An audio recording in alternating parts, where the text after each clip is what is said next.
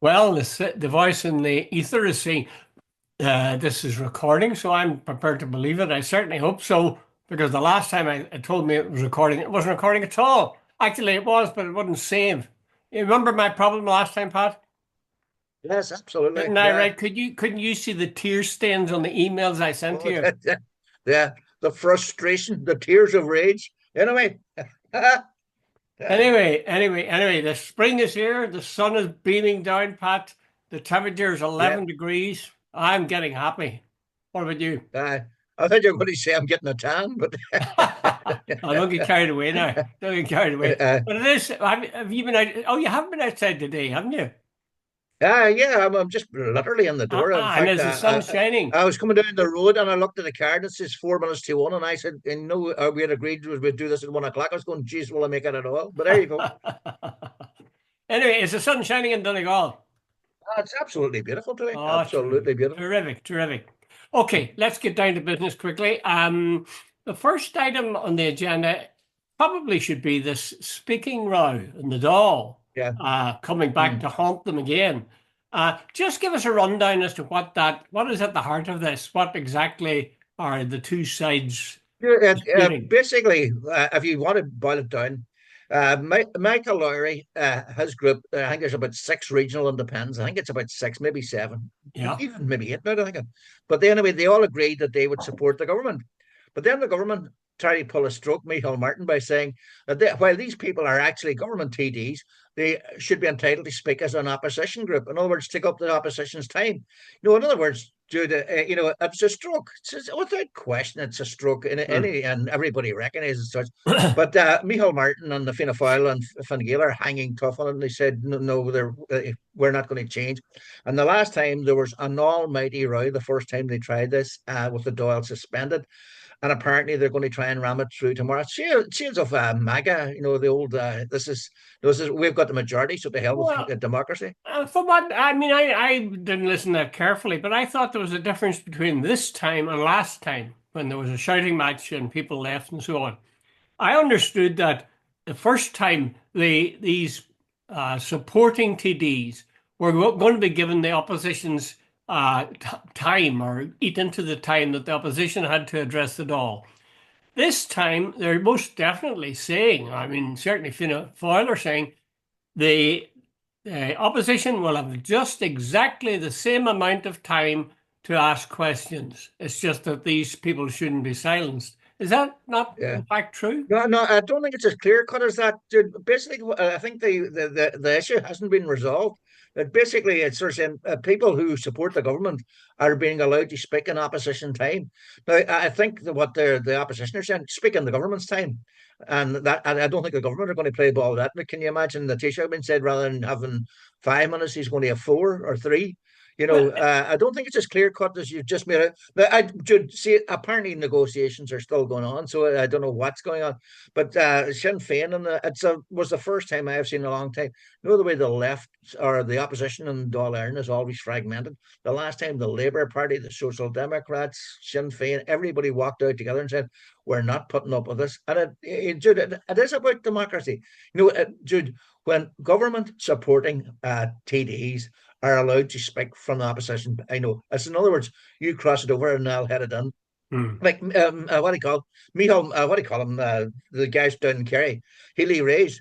One it will mean that they negotiated with the brother. So now, if this thing goes ahead, one guy will be speaking for the government, and the other guy will be speaking from the opposition, which Well, is a but Pat, joke. if what they say is true, though, if in fact it doesn't affect the amount of time the opposition gets to speak, would it not be all right to let the Healy Rays or whoever who are supporting the government But yeah, let them I think talk? I think the opposition are sort of saying if the government give them their time, that's a matter for them. Uh, But they're not going to pull a stroke and take it off for the well, opposition. that would seem And to Jude, I be think that's very eminently unclear at the sensible. I minute. go totally along with that. Yeah. Um, Yeah, yeah, yeah, let the government, certainly the government should be the ones who would, well, I mean, they're part of the government. I said they are part of the government. There aren't there yeah. people in that But group who are junior but you ministers. know what it does? It doesn't. Like Michael Martin tried to say that this is not an issue for the great unwashed out there. It is. I think a lot of people are saying we're sick and tired of might is right.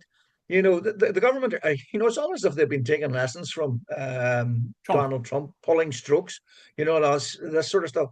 So anyway, the bottom line of it all is that tomorrow I think it's all going to go back, and apparently Mary Lou McDonald apparently will be putting forward either some amendment tomorrow in regard to speaking rights and so on. So, Jude, we could have another all-scale battle at the Doyle tomorrow. But I saw somebody talking, one of the commentators talking yesterday on RTE, and they were saying, if the opposition walks out of the Dáil, it might be Yeah, hard for them to find a way to walk back in again. That's sort yeah. of, saying we're not standing for this and we walk out But and then Jude, we're back the someone next that day. doesn't look good. That doesn't look good for Ireland. It doesn't look good for our politics. There's a lot of people invest in Ireland because we have a stable democracy, because we have a functioning democracy, and in a world now, Ireland looks a very attractive place. So the last thing, hey, Jude, there's no committees formed. The government have sort of indicated that they're going to roll back in the occupied territories bill. There's a lot of things coming down the track for the government that just don't look good. Hmm. Do you think that really that Micheál Martin and Simon Harris are both intent on pulling a fast one and getting more speaking time? Do you believe that? No, I think what they were looking for was what they were trying to do is they didn't want to lose any of their speaking time because this is their show. Yeah. It's like this is their chance to speak to the people from the Uh, Dáil. What hmm. they wanted to do was lump their people over on the opposition, give them less. No, Uh, dude, you can't run with the hare and hunt with the hounds. well, there's Like only way these that people are.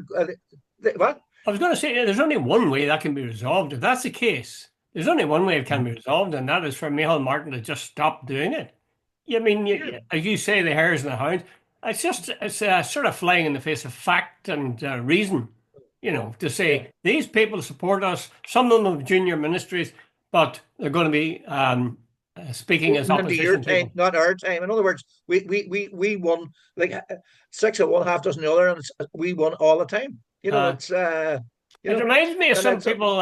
If what you say is true, I'm not sure, Pat, that there isn't another little wrinkle in it, but we'll no, see. no. I think Jude, I think Micheál Martin has tried to say the opposition will lose nothing. The opposition are saying that's not true. But anyway, well, let's go ahead. I guess that'll come out tomorrow, whether or not Yeah, they are losing something or yeah, if they're yeah, not.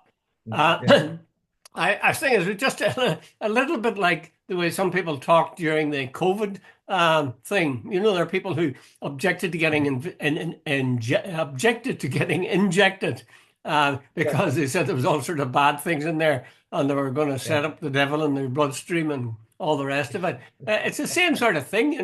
If what you say is true, if Neil Martin is trying to say that part of our government are really the opposition. Come on, get out of it. Get out of it. That Yeah. doesn't wash with anybody and it shouldn't be No, like Jude, that. on Friday we didn't get around to it, but here I want to check. What do you make of the fact that I was going to say Conor McGonigal, he used to be a photographer with the Derry Journal. Conor McGregor has declared that he's in the running for the presidency. Well, again, you see, as with Trump, I have to hold myself back a bit because I tend to unfairly to judge people by their appearance. I mean, I'm someone to be judging other people by their appearance, but Conor McGregor, like Trump, both of them, their appearance just puts me right off. Something about the way that they walk and hold themselves. There's a What? sort of a arrogance there that now maybe that's unfair because they just look arrogant, but maybe they're not. Maybe they're nice people behind it all. Um, but as for his ideas, I think that's what we should concentrate on. It's saying that towns and villages in Ireland have been swamped, that people are in the minority. Now, the Irish Times did a fact check on that, and the town that's most, if you like, subjected to immigrants in 26 counties is Ballyholness in County Mayo. And something like up to about 30% of the people are immigrants. Now, I can see that causing some problems, but that's not quite the same thing as saying that people are in minorities. There's so many coming in. We're swamped. And Yeah. the other thing is, of course, the way he talks about the problem is disgusting. I really do think Yeah. he should be told to mind his own goddamn business, or at least somebody should call him out on it. But maybe Yeah, people are intimidated by him. Besides that, doesn't it? You see, I would have thought being associated with Donald Trump and being clearly Donald Trump's mate would really damage you. But, there are Irish people who would say that's a great thing. I was talking to a man the yeah, other day, and the subject of Trump came up. He didn't say he supported Trump, but this is a terribly reasonable man, and is late middle age. But on the way he talked, he said, "Well, at least Trump, does something when he gets in. All the rest they say this, that, and the other, and don't. Trump definitely has done something." I, I try to point out most of the things he's done are very bad. They'd be better yeah, not doing them. So I feel the same way about Conor McGregor. There's something about he wears that pinstripe suit, which used to be yeah, a favorite couture for the DUP, but yeah, it's the swagger he goes around with. The fact that he was convicted of rape, and so was our friend Trump. And I don't know about rape, but certainly sexual misconduct of some kind. And he strides around as if nothing had ever happened. yeah. I think he's in danger of making the monk look good. Yeah, no, that's the point of I think the word you were looking for. He struts like a bank, one of them bantam cocks type thing, like a rooster, you Yeah, know. yeah, But yeah. anyway, no, the thing about it, this guy is convicted, as you say, in a civil court of rape. Trump has been also E. Jean McCarroll or something was her name, or E. Jean Carroll. Oh, She yes, yes, yes. got he was convicted of sexual assault on her, etc., etc., etc. You sort of go to myself, or I think to myself, good God, if he was there to represent us on the world stage, good God, what a clown. Anyway, Jude, let's move on. Apparently, Peter Casey, my old friend Peter, is running again. As I knew Fine his Gael, father or well.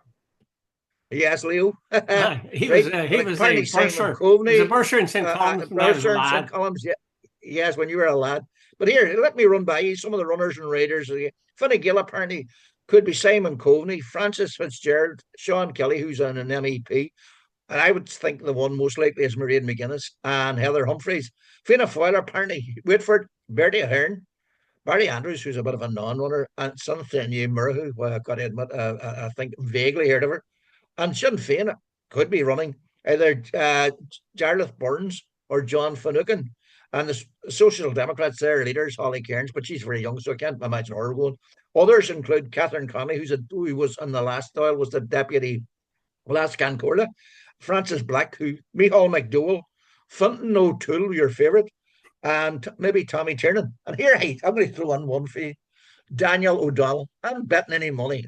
Daniel O'Donnell was on the Late Late Show on Friday night, Yes, I saw and him. there was what do you call her? Rosie O'Donnell, the Aye. American comedian and actress, was on, and Enemy of I can't Trump. remember. And Trump's big mucker, and the girl as her name Connaughty, Rasheen Connaughty. That's right, Rasheen Connaughty. And he made a lovely comment, and he says, "Isn't it great that two people who are the children of Irish immigrants are sitting here and tonight and all the rest?"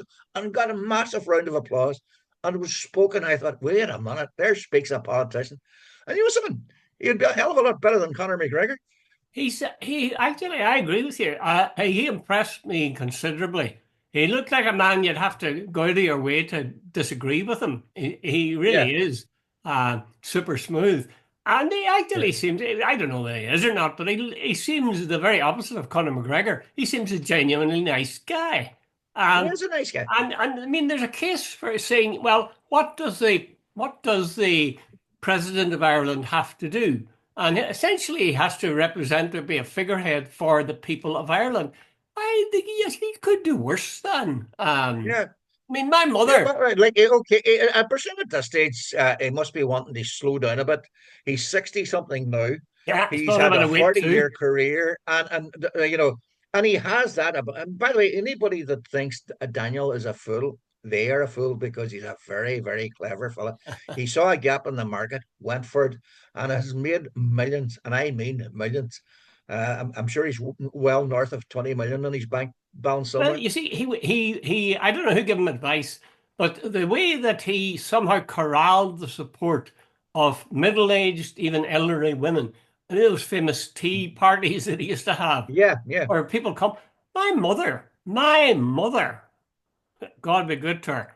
She was the last woman ever to be impressed by any pop singer. She Yeah. had a picture of Daniel O'Donnell on her mantelpiece. Can you credit that? Can you credit? No, You have to know my mother to see her. no, Unbelievable. I read your book and I can understand your mother. Well, You know, and my mother would have been very similar. I said, I made some sort of slightly um, dismissive mention. Said, what's his photograph now up there, not me.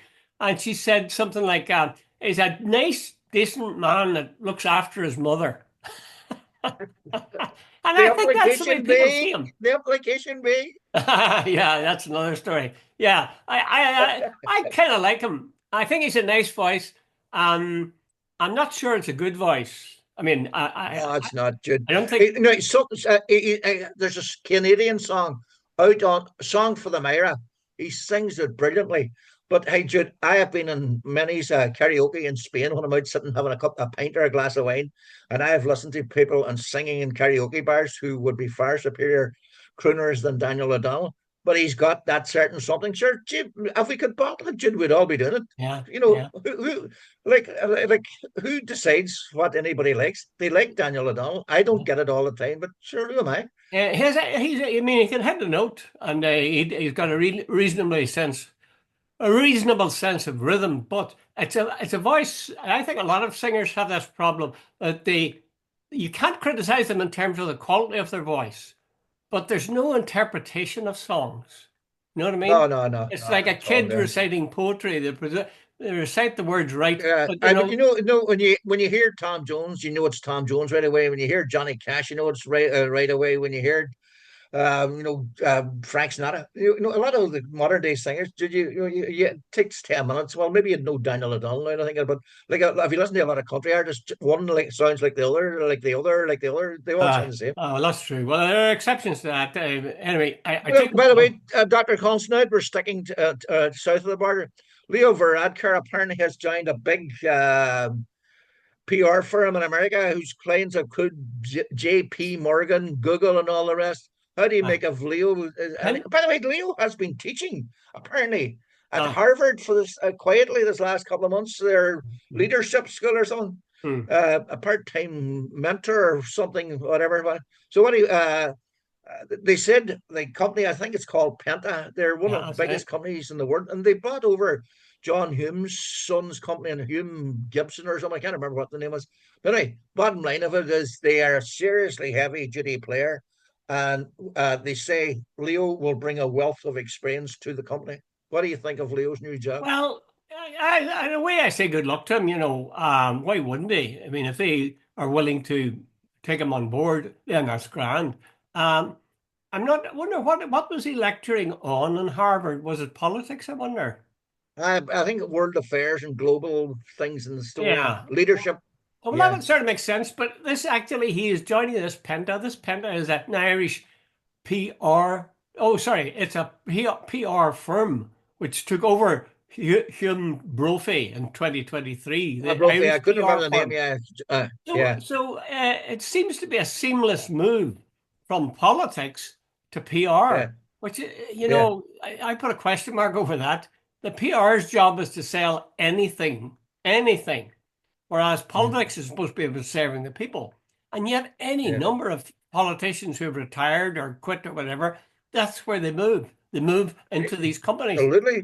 Is it that he Yeah. opens doors for them that will otherwise not open? Absolutely. Dude, a lot of the American politicians, when they retired, one of the, they get these sinecures, and one of them's a PR. Like Clinton, if he joined any of those big companies, like he's probably on a couple of million a year. And sure, they ring Bill Clinton up and say, Bill, our client is looking for such, an intro to the president of India. Clinton rings up and I say, "Look, this is Bill Clinton here, President Bill Clinton. I want to speak to Mr. Modi, and I look, can you give my client 5 minutes?" And for that, he gets 100,000 or half a million, whatever. Of course, that's what What they do you do. think of that? Is that okay or? It's okay, but that's the way. It's the greasy pole thing. Ah, You well, you grease see, when my you say palm, and I greasy grease your palm, palm. that gives it Yeah, away. That's what you really think of it. Pretty damn greasy. yeah, I think, and in fact, he's not the only one. If you look at Bertie Ahern, if you look at John Bruton, the late John Bruton, I've Yeah. had occasion to look on the background of what else they did. And geez, they have a list as long as your arm of relationships with a whole range of firms who, in some sort of way, are getting PR work done for them by the presence of Bertie or John Bruton or whoever it might be. I think that's not really all that good. It's kind of bad. In fact, it's saying I'll use the influence that I got because people elected me. I'll use it for you guys, and maybe Yeah. you're producing something that we don't like at all, or my electorate wouldn't have liked a bit. But don't worry, Yeah. I'm going to do it anyway.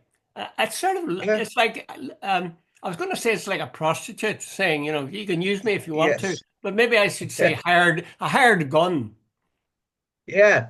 Well, like Jack Lynch got I think was a couple of like directorships, absolute cynical years. You paid maybe 30,000 a year to sit on the board, and it's for their PR. But no, I was just I noticed it this morning, and I was wondering what your reaction to the fact that a farmer Tisha joins a PR firm. Well, the other thing is, of course, that Leo was in medicine. He was a trained doctor, which Yeah. most of us tend to think of as kind of a vocation, where you're really Yeah. working and helping people who are sick. And it seemed that he found no bother because he's going to now be involved in finance and PR.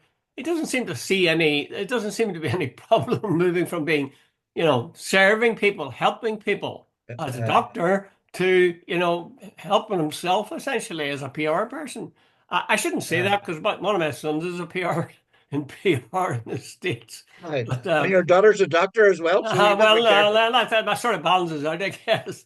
Um, Yeah. what about you? Do you know the John Hume's son who was in that? No, I've never met him. No, Uh, I was with John one day when he was talking to him, but hmm, that's as I know that that's a very tenuous link. yeah. No, I don't know. I was No, just wondering, for him to be involved in a PR firm, one party you says, good on you, building your own firm and making a living, a decent living, and no, probably a very good living when they sold the company to yeah, Penta. But at the yeah, same time, it seems a long way from, you might have, whatever you think of John Hume, I always tended to think of him as being essentially sort of idealistic. You know, yeah, he didn't. I never felt that he was in it for himself because I mean, no. you could see the man being degraded No, physically. John, towards the end of his career, okay, he might have been quite well paid, but there was times John was the arse was hanging out of his trousers because he wasn't getting paid anywhere. In fact, a lot of the time that he was surviving was getting money for the TV appearances and radio appearances and that's very insecure. He gave up a full-time job as a teacher to do this, and okay, finally, when he got to Westminster and Europe, then the last maybe 20 years of his life, Mm. he was. But for the first, when he started off in the civil rights movement in the '60s, late '60s, he wasn't getting any money. But even when he was holding those jobs that were pretty good, I always got the feeling from him that he was doing. I didn't agree with his politics, but I did. I wouldn't for a moment question the sincerity of his beliefs. Um, Yeah, and in other words, his work was idealistic. I'm not. yeah, I take a wee bit of convincing that being a PR person or running a PR firm is idealistic. yeah. It's No, really, and now you're there to provide a service. yeah. Hey, It's Jude, like hired gun, or you going to use it's that like other? iron gun, yeah, and maybe that sure. Like got into a big argument with a solicitor one day about how could he defend people who he knew were guilty, and he said, "Wait a minute, but that is my job." He says, and it's up to the other side to know their job, to produce the evidence, to convict somebody. He says that's how the world works. He says, see, if we all had this sort of high noble idealistic thing. He says, the world would be very unfair. Hmm. Maybe that's the way it I is. remember a friend of my son's is a barrister in Dublin. And no, he's not in Dublin anymore. Actually, he's in The Hague or somewhere like that, where they were trying people for all sorts of things, like war crimes. You remember the thing in Yeah, Czechoslovakia, and but also big drug dealers. But I was saying to him, how do you feel about defending people that you know are wrong, are in the wrong? You're uh, defending people who might have committed murder, say, and you're yeah, knowingly trying to get them off. And he says, I rejoice in those occasions. He says, because what mm, I'm doing, I'm showing that the law's available to everyone. and that the Yeah, law should fully apply to everyone. And I'm going to see if the law can fit this man, if it possibly can, I'll do it from. So I thought that was quite a unique way of saying it. yeah, yeah. That it's not That was necessarily. pretty much what my friend said to me. He said, he said, no, Paddy, he says, this holier than thou attitude you have. He says, that's not the real word. Everybody's entitled to a defense. He says, what happens the person who's innocent and is not defended? So there you Incidentally, go. it just takes it back to something I hadn't said we were going to talk about. Um, a lot of people were attacking Sinn Fein over recent months, in that they said they were producing a chill factor, that people had to watch what they said or any claims they would make, because Sinn Féin would take them to law, take them to the courts, and journalists couldn't afford to do that kind of thing. Are you familiar with that Yeah, yeah. description? I think it's the biggest load of codswallop going, Jude. Because very, Why? very, very simple. Here, as I think was it Pierce Start? He said one day, look, if you stop labeling us, we will stop doing it. Like, Jude, one simple story. There was a guy one time said something about Martin McGuinness and on the media, which was totally untrue. Now it's a long time ago, and I said to him, Martin, why didn't you sue him? And Martin says, Pat, wait a minute, give me a break. He says, with my reputation of being, an IRA leader and Sinn Féin, this is way back maybe in the late 80s. Hmm. He says, not a chance. He says, they can say whatever they want. That's changed. And it changed one time, I think, the first time with Jerry Adams. Somebody said something about him, and he says, right, I've had enough of this. And he went to court and he won his case. And I Hmm. think so for so long, it was almost a free for all. You could say what you liked Oh about yeah. any Republican, and Hmm. particularly in the south of Ireland, well, and the north too, now, and you would got away with it because no Hmm. court would have convicted. That's Yeah. changed. Jude, I'm not entitled to say anything about you unless I can stand over it. Why Uh, should people be allowed to say anything about a Sinn Féin member? About something that happened 40 years ago, as if that person is now responsible for it, and then that there's no consequences for that. And it's that hasn't gone away, as they say, because I was listening this Yeah. morning to a debate on Nolan on the radio, and it involved what's his name, the TV leader, Jim Alistair. Jim Allister, and he was talking to not Francie Brawley, but Francie Malloy about Aye. that killing. Remember that killing where an IRA group attacked a police station, which apparently was empty Aye. maybe at the time, and Aye. then they brought their truck with a machine gun into a car park, Yeah, geez, and the there were several. SAS were there and shot the lot of them. Lockgall, wasn't it? Was it Lockgall. Lockall? Yeah, but I think it was Lockgall. Yeah, Jim Allister was able to say things like, essentially, he was saying, "Oh, well, you're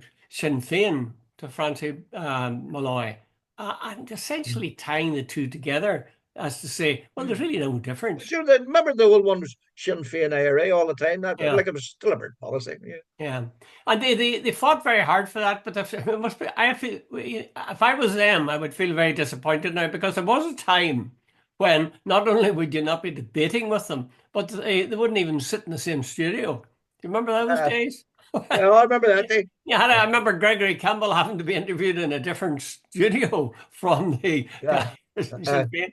And I I sure also remember one remember, that Ken McGuinness and Mark McGuinness. Ken that's McGuinness right. wouldn't. Yeah, yeah, yeah. I remember that. And was it McGuinness or was it Adams in America, that at the end of it he reached out to shake hands and shake hands, and McGuinness wouldn't do No, it? that was that was Martin McGuinness and Ken McGuinness in the Newsnight studio on BBC, and he wouldn't shake hands. That was a bad move. That really looked. I know something that was brilliant because it sort of exposed that this terrible IRA guy was actually the guy who came across as more human. Yeah. Well, that was it. Sorry, I don't know if you did. You watch those two? What was it called? Home Truths or something like that, where they did a documentary on Gregory Campbell's life and a documentary on Martin McGuinness's life, and they were I banned. think it was called Real Lives. It was Something called. like that. Yeah, yeah, yeah. Yeah, And did you see those? I never saw the Gregory yeah. Campbell one. What? No, know what the big row was, Jude? Yeah. That Martin McGuinness came across far better than Gregory. That the one that the British were supporting was came across. He was the guy who was carrying the gun, who made the sort of the sectarian statements. Martin came across as Martin Luther King, you know. Well, Didn't he go down actually, well. when he And got arrested. they were saying that this is IRA propaganda, you know. Well, my memory is that he was a scene was shown in the morning where the kids were coming down from bed and sitting down at the breakfast table, and he was hurrying them on, and then he was taking them to school and stuff. Oh boy, it's very hard. Uh, Talk about PR. It's hard to get very past hard to that. paint somebody as a two-headed monster when they're taking their kids to school, isn't it? Yeah, By the way, Jude, I don't know how long we've left, but we here have we seven missed it the minutes. last day. Just 7 minutes. Yeah, Right. Remember there's a whole row going on. And I think it's going to possibly no the when Trump when Michael Martin was out in America and somebody shouted about a question up to him about housing and Trump says yeah, this is a great problem to have and Michael laughed and so on so on yeah. so on. He was accused last week in the Dáil by Mary Lou McDonald of giggling, and she also said that he was unnecessarily obsequious. Here's the thing last year, and about September, the government were informed by the Department of Finance that the figures for completion of houses would be around 30,000. They went forward to an election and claimed that there were going to be or 30,000. They're only going to Yeah, be 30,000. that's right. The government went forward and said there was going to be 40,000 and repeated it ad nauseum on more TV and radio debates that you could shake a stick at, et cetera, et cetera, et cetera. The big question is now, and I think it's going to probably come up again tomorrow as well, is they deliberately mislead the electorate because, as you know, and me and you were chatting about it, there was a poll done, and about 25% of I think it was the government or Fianna Fáil supporters particularly said they would not have voted Fianna Fáil had they known the figures were incorrect. So, what do you make of Mm-hmm. all that? Well, I think that for once, Micheál Martin and the Fianna Fáil have been totally caught by the trousers down. I mean, it's Yeah, just a simple fact. Those were the Central Statistics Office, as I understand it, told them that the number of houses being built would be somewhere in the region of 30 to 33,000. Uh, yeah, that's the official organ telling the state. And yeah. for them to know that and then go out and say we've built or will have built 40,000, that's what we call in the trade a lie, you know. Yeah, So yeah. it's very hard to combine that. Yes, I often think of Micheál Martin who looked like Jack Lynch. Jack Lynch looked like the kindest, gentlest face, and he talked in a nice voice. And I mean, he did things I think were outrageous. Like I do believe that Charlie Howie and the other two people were framed in that arms trial by Mm, Jack Lynch or Jack Lynch's yeah. followers. So for me, how to be caught this way is pretty disillusioning for people outside. Although maybe it is that we're glad to see it because well, I'm glad to see it because I wouldn't support Michael Martin.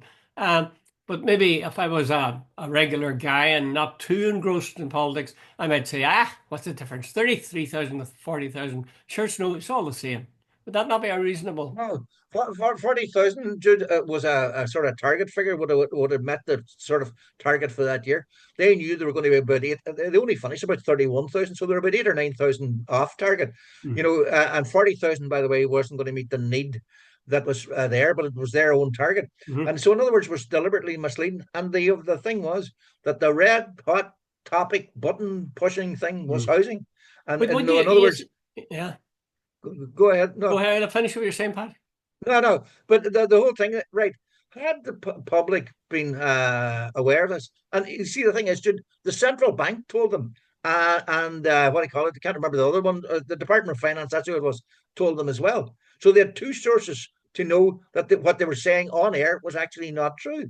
So, I thought it was the the Central thing is, like Statistics when you have Office. two sources, what say again? I thought it was the Central Statistics Office that issued those No, figures. no, there was the Department of Finance and Okay. a central bank, because I presume that there's some sort of checks. Well, Yeah. I Yeah. presume then the figures go to the Central Statistics Office. But the thing about it is, they went out and they then put it out that what was happening. It's the whole thing about their sort of what is accountability and a transparency and their integrity. An alternative fact. Yeah, Yeah, it does look pretty bad. Although I wonder if they were to say, does the average person waking up in the morning worrying Is it really only 33,000 houses that have been built instead of 40,000? I think the average punter would say they've made a mess of housing and they wouldn't want to distinguish anymore. They'd just say, I know my Jude, daughter can't get a no, place or my no, it's a son. red hot issue for many, many young Aye, people. but I wonder Jude, at that level, Pat, the under would it be 40s, at that level where they would say, oh, I 33,000 not absolutely. good, 40,000 Jude, fine? there are people still living with their parents at their 28 and 29. Jesus, Jude, I was out of our house at 23. And Well, I was like a out lot of of them our house can't at get. 12. Yeah, God bless you. Oh, No, it's a real issue, Jude. aye. And I've talked to quite a few. That's why so many young people are going to Sinn Féin. Okay, well, I'll tell you one thing, Pat. I'll swear that that will not affect a single voter come the next election in the South. I'm not. I don't agree with you. You think people will When remember that 25%, far back? when 25% said that housing, Jude, if they don't sort the housing between the next election, it will affect them. Aye, if they don't start the housing. But I think if supposing they do start it or even make a half fist of it, I doubt if people will remember those figures that we're now getting so exercised Jude, about. the only thing is, Jude, sometimes something creates in your mind. It mightn't necessarily that because Uh, a week is a long time in politics. But having said that, it sometimes colors your view when it comes to that's your that. vote. Well, I take a point there. When you see a flaw in a person that you think thought of as flawless, or they do something you Yeah, think they would never do, that can have a yeah. long-lasting effect. Okay, Pat, have you any jokes? We're under a minute No, left what do now. you call it? There's a whole lot of stuff we didn't get around to, but What, sure, there what you do we go. not do? Who do Well, you I want to think be last week, president? Who do you want to be president? You've only about 10 seconds. Who do you want to be president? give it to Daniel O'Donnell. He's not even on the list. Michelle O'Neill is on the list. You didn't mention her. No, Michelle Hanks ruled herself out. Okay. Anybody watching On this? that note, Hit the button that says subscribe. I'm getting sick telling you that. Hit the button that says subscribe. let's say Okay. subscribe. Right.